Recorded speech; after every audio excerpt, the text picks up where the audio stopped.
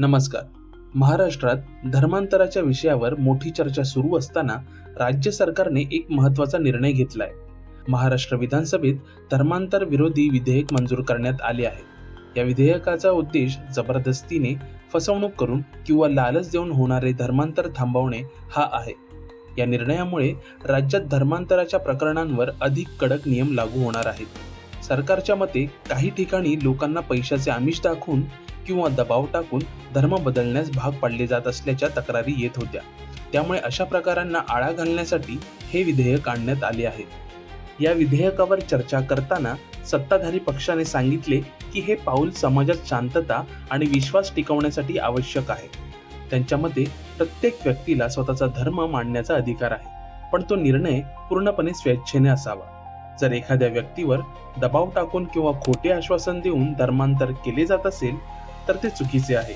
त्यामुळे अशा प्रकरणांवर कठोर कारवाई करण्यासाठी या कायद्याची गरज असल्याचे सरकारने स्पष्ट केले.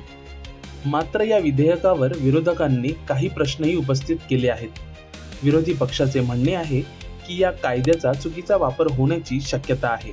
त्यांच्या मते काही वेळा लोक स्वेच्छेने धर्म बदलतात, पण अशा प्रकरणांनाही संशयाच्या नजरेने पाहिले जाऊ शकते. त्यामुळे हा कायदा लागू करताना खूप काळजी घेण्याची गरज असल्याचे विरोधकांनी सांगितले. या विधेयकानुसार जर एखाद्या व्यक्तीचे धर्मांतर जबरदस्तीने फसवणूक करून किंवा लालच देऊन केले गेले असेल तर संबंधित व्यक्तीवर कायदेशीर कारवाई होऊ शकते. तसेच अशा प्रकरणांमध्ये चौकशी करण्यासाठी प्रशासनाला विशेष अधिकार दिले जाऊ शकतात. या कायद्यामुळे भविष्यात धर्मांतराच्या प्रकरणांवर अधिक लक्ष ठेवले जाणार आहे. दरम्यान या निर्णयामुळे राज्यभरात विविध प्रतिक्रिया उमटत आहेत. काही लोक या निर्णयाचे स्वागत करत आहेत, कारण त्यांच्या मते यामुळे जबरदस्तीचे धर्मांतर थांबवण्यास मदत होईल. तर काही जणांचा असा विश्वास आहे की या विषयावर अधिक चर्चा आणि स्पष्ट मार्गदर्शक तत्वे आवश्यक आहेत. एकूणच पाहता महाराष्ट्र विधानसभेत मंजूर झालेले हे धर्मांतर विरोधी विधेयक राज्याच्या राजकारणात आणि समाजात मोठी चर्चा निर्माण करणारे ठरले आहे.